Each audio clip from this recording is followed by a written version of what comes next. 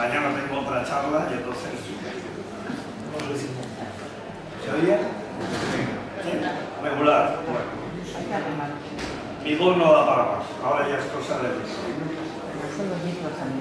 El libro de Carlos se sitúa en uno de los muchos escándalos financieros que llevaba aparejado el régimen colonial español. Esta desvergüenza, la de la Arache, salió a la luz. Muchas otras no. Digamos que es la excepción que confirma la regla. Habría que recordar cómo en la administración colonial española de América los cargos políticos, militares y, por supuesto, los religiosos se subastaban al mejor postor, porque, lógicamente, los que ganaban esperaban enriquecerse rápidamente. Lo dice, por ejemplo, Jorge Juan en su viaje a América cuando estuvo viviendo la forma de la tierra. Hablaba de cómo algunos sacerdotes cobraban en cuyos, huevos, ganado, etcétera, etcétera, o cómo vendían el vino cuando había una muerte. O lo dice también Alejandro Malaspina cuando critica en el siglo XVIII que cómo se puede gobernar América sin conocerla. Hay que recordar también que el primer monarca español que va a América fue Juan Carlos 500 años después. Eso demuestra un poco el abandono que la administración colonial española tenía sobre América. Y si era sobre América, no les digo nada en el norte de África. El colonialismo, nos lo aclara Norberto Bobbio en su diccionario de política, designa la acción de establecerse en un territorio distinto de la madre patria, generalmente en ultramar, y añade el filósofo socialista italiano, una acción llevada a cabo por una comunidad de hombres que han alcanzado cierto grado de organización social y que son empujados por motivaciones económicas, políticas, sociales o religiosas.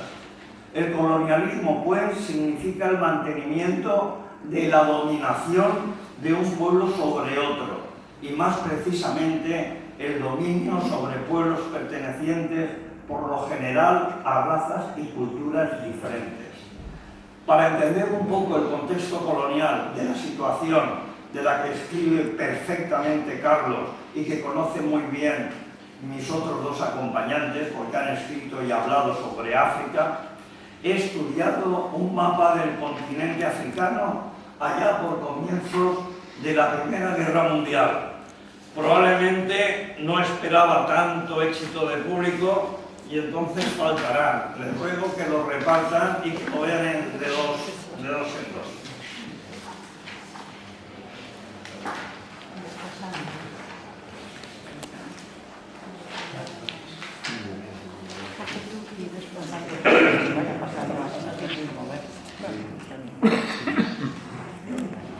Ir pasando, bueno, si quiere. Como verán, Para pasar. todo el continente africano, salvo dos zonas que verán en blanco, Abisinia y Liberia, estaban ocupadas por potencias coloniales, toda África. Y Abisinia también tenía sus problemas porque las potencias, algunas potencias europeas, habían instalado bases navales en el Mar Rojo. Por lo tanto, hablar de independencia era relativo. No les digo nada de Liberia, un país fundado en principio por unas sociedades norteamericanas que querían quitarse de encima a los negros que habían sido declarados libres y que un presidente norteamericano, Monroe, los trasladó a la costa de África para que vivieran allí. La capital era Monrovia, se llama Monrovia. Y curiosamente ahora el presidente es un antiguo futbolista del Chelsea, del Paris Saint-Germain y del Manchester United, George Weah. En Liberia no todo era maravilloso, porque los negros que llegaban de América eran mal queridos por los negros que vivían en Liberia, hasta tal punto que una minoría de liberianos norteamericanos se hicieron los dueños del país y fueron la clase dominante que estudiaba en los y que después se iban a Estados Unidos, donde sufrían obviamente los mismos problemas que ellos practicaban en Liberia. No hay nada nuevo bajo el sol. Como ven en el mapa, una gran parte de África lo controlaba Francia. Argelia, África Occidental, África Ecuatorial, Madagascar, etc. Le seguía Italia, Reino Unido, Alemania, Portugal y Bélgica. Y España, pues España también tenía su parte.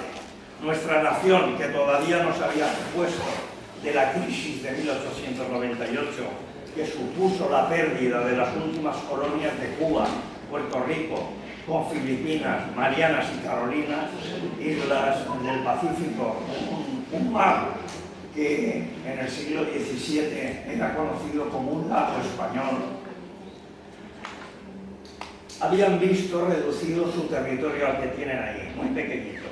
Un poquito, como ven en el centro, que era Guinea, el llamado Río de Oro, con el Sáhara y un pedacito que era Ifni, y la parte norte, el llamado protectorado, no sé por qué protectorado español. De eso el que sabe mucho también es Gerardo.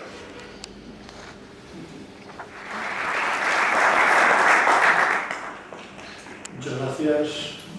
Buenas tardes, noches. Bien, el libro que ya, la introducción de Emilio nos ha contextualizado histórica y geográficamente. Está muy bien la ilustración de este mapa para situarnos en qué momento histórico nos habla Carlos en su libro. Se trata de un hecho, repito, histórico, que ahora se cumple el centenario de su publicación del libro que recogió por primera vez y denunció lo que había ocurrido en Larache.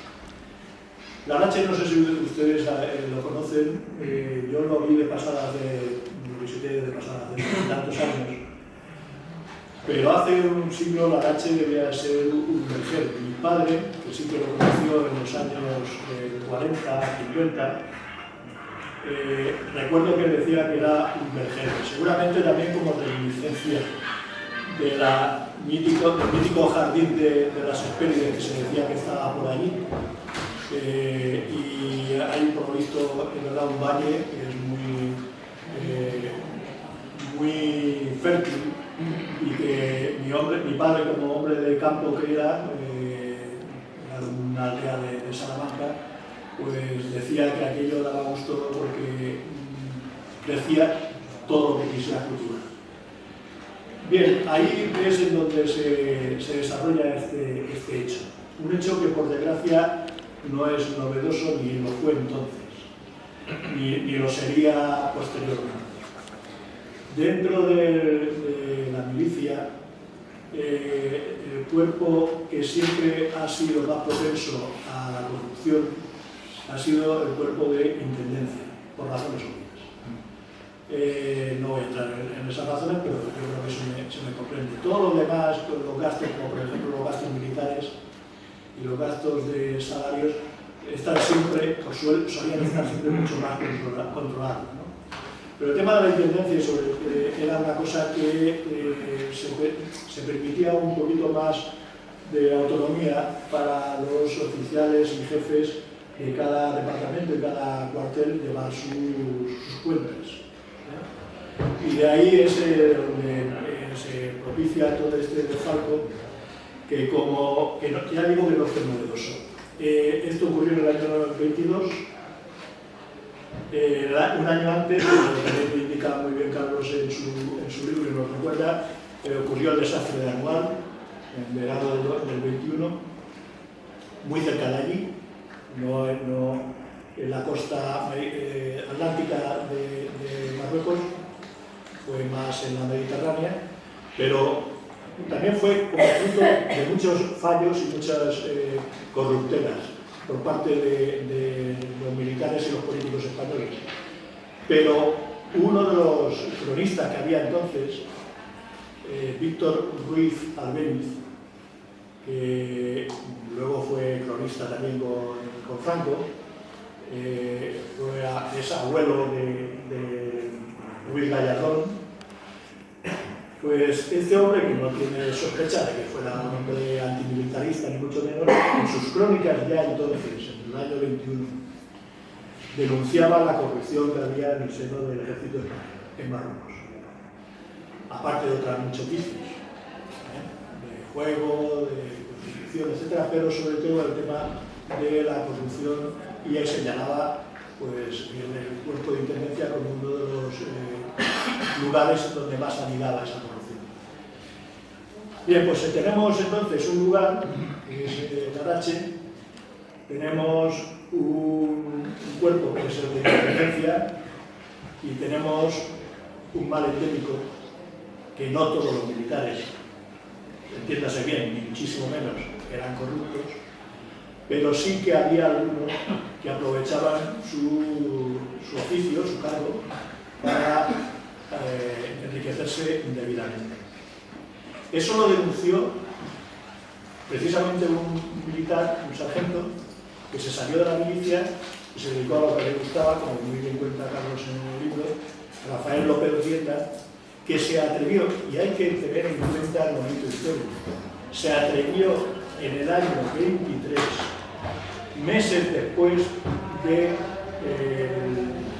desastre de Anual, pocos meses antes del golpe de Estado de Primo de Rivera, cuando estaba en plena efervescencia y en carne viva todo el dolor que se había sufrido en España, y cuando digo España, digo toda España, porque murieron muchos catalanes, vascos, aragoneses, valencianos en el desastre de Anual, en Monteargüi, de más sitios, ¿no? Y había todavía prisioneros españoles, que tenía Abdelkrim en su poder. En ese contexto de dolor, sufrimiento, indignación, rabia, publicar un libro en que pones negro sobre blanco un problema tan grave como es el de la corrupción entre los militares, pues debería de ser muy valiente. Yo no quiero entrar más en profundidad porque Carlos seguro que hablará de temas. Bien. Sí, tardes y noches, porque todo es relativo a la vida. A mí me ha gustado, me ha interesado mucho este ensayo histórico, claro, porque no solo relata un escándalo, un desfalco, técnicamente un delito de malversación de caudales públicos, pero que recrea también cómo este delito concreto permitió, por elevación, abrir un debate, quizá el primero en nuestro país, sobre la corrupción centrada, en este caso, en el ámbito castrense del norte de África. Entonces, el debate público que se suscitó, el acompañamiento del libro de López Rienda unos meses, tan solo unos meses después de cometidos estos hechos, en septiembre del 22. La doble instancia jurisdiccional que se llevó a cabo en los primeros 6 meses del 23 y que permitió, como digo, un debate serio, profundo en las Cortes españolas sobre el funcionamiento del ejército, pero también sobre el funcionamiento de la administración. Teníamos a políticos hablando sobre administración, administrados que dependían directamente de los propios políticos. ¿Algún sector político conocía de antemano lo que estaba ocurriendo en este cuartel de intendencia de Larache? ¿Actuó o no actuó? Bien, es como si no hubiera pasado el tiempo de las líneas que escribe Carlos. Estamos 100 años después de que se publicara ese libro de López Rienda. A mí, al leerlo, me parece un libro atemporal, en el sentido de que 100 años después, mucho de lo que se dice aquí está plenamente vigente. El papel de la prensa, importantísimo, fundamental, como acompañó prácticamente día a día lo que ocurría, cómo se desarrollaron las sesiones de juicio, las penas que se impusieron. Permítanme que como fiscal pueda no ya tanto opinar, pero sí constatar lo que ocurre y como ciudadano sentirlo y sufrirlo. Me refiero a un esquema que se viene repitiendo desde hace mucho tiempo a esta parte. Es cuando se inicia una instrucción en un juzgado contra un cargo político. Cuando la formación política a la que pertenece ese cargo apela a la presunción de inocencia y, por ese principio, mantiene en muchas ocasiones al político en su cargo y el partido, la organización política, somete, condiciona el futuro de ese cargo político a las consecuencias judiciales. Gracias.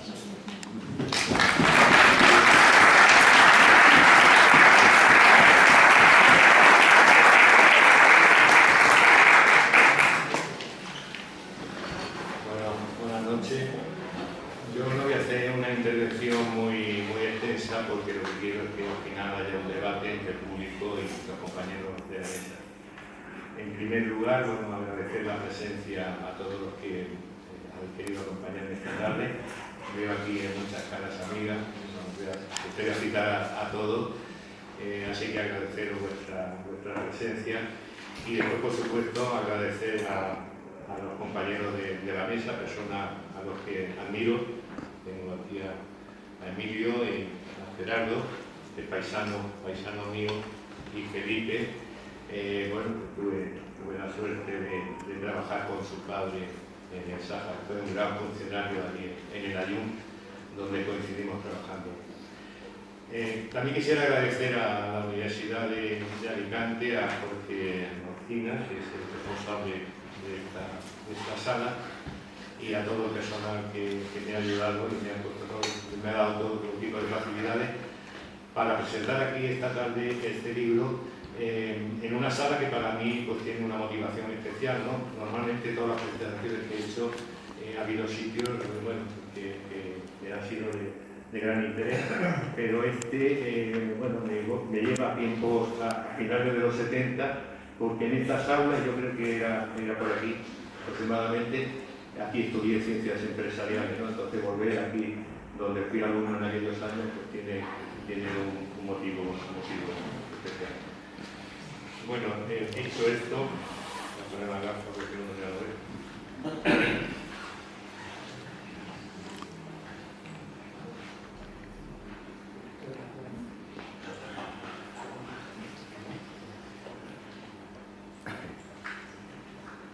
Este es mi cuarto libro, este es mi cuarto libro. He presentado ya 3 libros, Padre Revilla, son todos ensayos históricos. Padre Revilla, que es una biografía de un capuchino que había sido oficial del ejército y que estuvo en África como capellán de la Legión y murió ejecutado al inicio de la Guerra Civil. 12 días de asedio, que es un libro en el que relato los 12 días que en Montearli, a 38 kilómetros de Melilla, sufrieron 3.000 españoles que estaban allí sitiados y que en un pacto de rendición no respetado pues fueron asesinados la mayoría de ellos. Y el tercer libro que escribí salió como consecuencia de que el padre Revilla había hecho un viaje a las Urdes en el año 26, es decir, 4 años después del viaje de Alfonso XIII, y todo el proceso de investigación pues, me llevó a publicar este libro donde recojo los viajes, el viaje que hizo Alfonso XIII, que supuso un antes y un después en la comarca de las Urdes, viaje que repitió en el año 1930, pero un poco para ver cómo se había modificado las Urdes después de haber creado allí un real patronato tras su visita.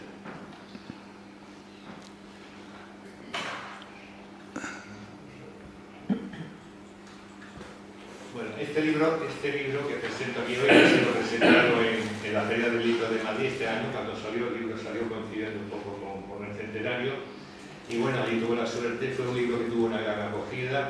Entre los que fueron allí al stand a que le firmase el libro está Ian Mason, Eloy Arena, que es un alicantino, y después el Marqués de Selvalegre, que este hombre, curioso, este hombre tiene 100 años, cumplió 100 años en febrero, es el que me ha prologado el libro, y su padre fue el que acompañó a Alfonso XIII en el viaje a las Urdes. Y yo con él contacté el tema cuando estuve investigando sobre las Urdes, y Alfonso Ullón pues, me contó anécdotas de su padre, porque él nació a los 6 meses después de la visita de Alfonso XIII a las Urdes.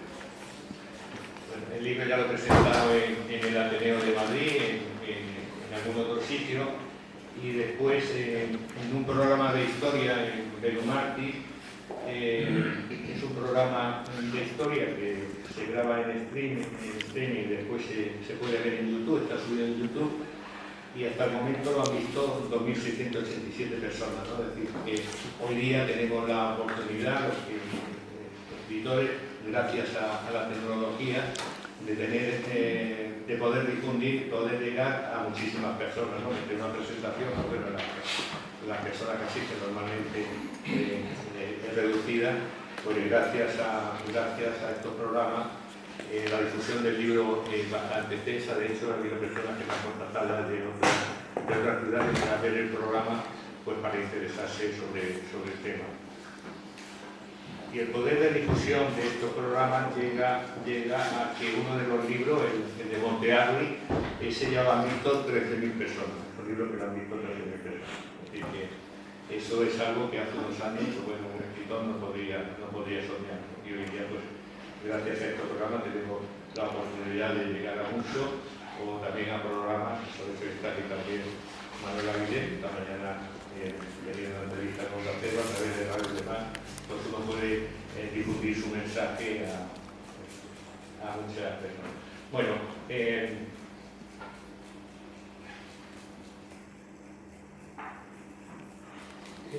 El escándalo del millón de Gadachi, como ha dicho Gerardo, es un libro que cuando se publicó en 1922 supuso una conciencia en la nación española, porque el libro que escribió Rafael López, como ha dicho, era un militar, se produjo en 1922, en septiembre, el desfalco de 1 millón de pesetas.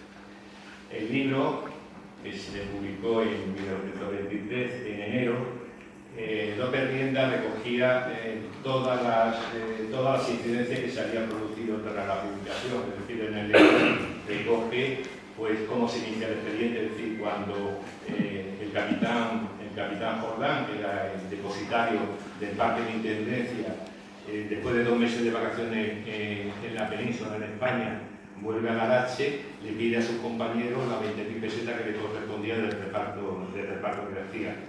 Los compañeros dijeron, no, está fuera, no. Entonces él que tenía como fondo de depósito para la cantidad de lo que había sido el reparto, es decir, estamos hablando de 1.055.000 pesetas, digo ahí, el capitán Jordán, que se llevaba 20.000 pesetas todos los meses, más o menos, pues cobraba 600 pesetas, su sueldo era de 500 a 600 pesetas.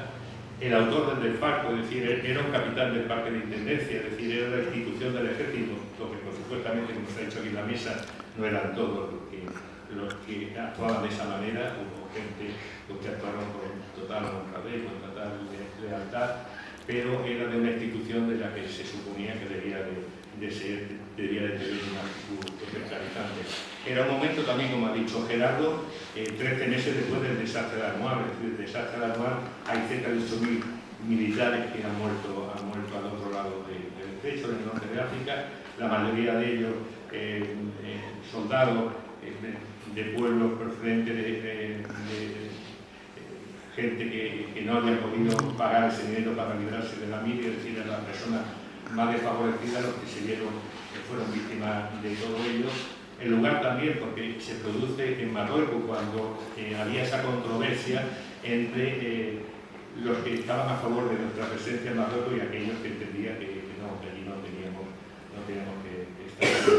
y después en una situación política también de cambio continuo de gobierno. Es decir, en los 18 meses que es el periodo que yo por lo menos considero el de Santa Anuar, que va desde 1 de junio de 1921, que es cuando se produce la ocupación y la pérdida de una primera posición de Albarrán, que es la que le da a Beltrín ánimo para ver que se podía luchar contra el ejército español, que evidentemente estaba mucho más equipado y más preparado, y llega hasta enero de 18 meses después, de enero de 1923, cuando se libera a todos los españoles que estaban prisioneros del pago de 4 millones de pesetas por parte del gobierno.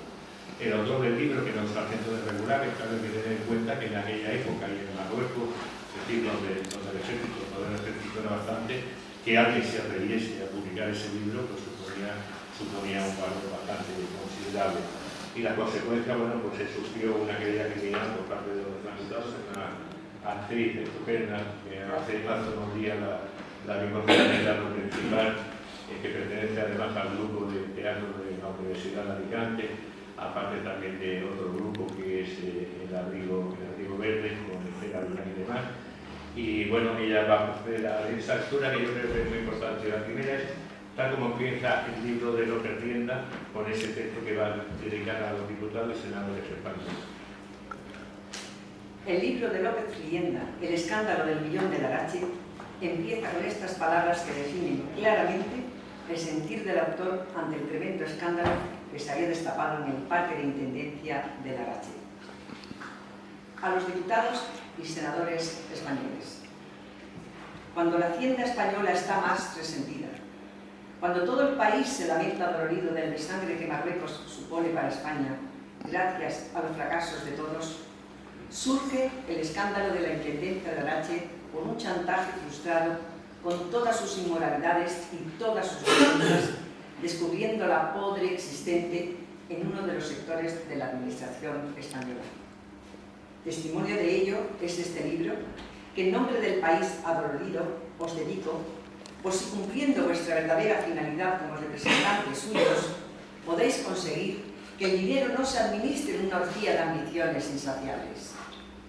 El país, el ejército, sano y limpio de culpa, os lo pide. Y debéis hacer esa obra de verdadero patriotismo.